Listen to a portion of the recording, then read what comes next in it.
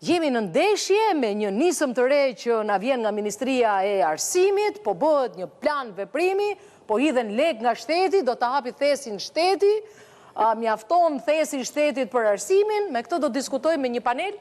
Është shkëlqyer. Ana Vuksani vjen për herë të parë në emisionin ton, profesoresha, faleminderit që jeni me ne.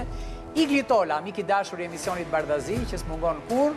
Doris Madhi që bën gjitha të rrugë, pedagogja ime preferuar Elbasanit, dhe gjitha ata që e kanë inat plaçin vend. Dhe profesor Enrico Cekon që më shumë e mban bota se sa ne këtu, do iki fare edhe ky në një ditë dhe pastaj do ngelemi vetëm ne. Po do iki se dëgjon njëri se i shkoi goja mbrapa më keq se ne. E kupton? Nuk e di pse durojmë ne akoma, po hajde. Po nuk është se do durojmë gjithmonë, edhe ne ja këpusim në një ditë. Po. 11 milion euro. E paska zgjidhur mirë thesin, apo nuk dalin as këto? Lali, nuk janë 11 milion euro, po do pjestojnë për 5. Në 5 vite? Po, filloj këveri që në dërë 2030. Po Kosova sa e ka kot tani me që se... Kosova... Sa e ka Kosova? Krasojve me Kosova.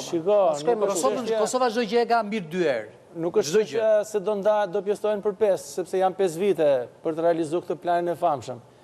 Po janë mbi 40 institucionet arsimit lartë. 2.5 pjesim për 40? Janë përfitues vetëm publiku...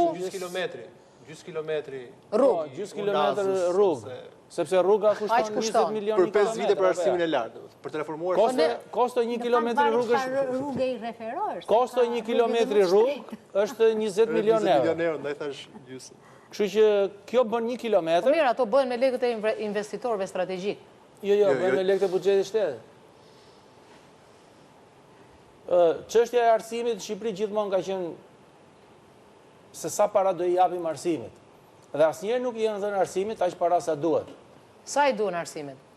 Po, për një buxhet 9 miliard euro, 1 miliard i duhen arsimit, 1 miliard i duhen bujqësisë, 1 miliard i duhen mbrojtjes, 1 miliard i duhen policisë, shërbimeve sekrete, edhe pastaj tjerat leti bëj llogarit kryeministri, edhe 1 miliard shëndetësia, pastaj Siguria ushqimore.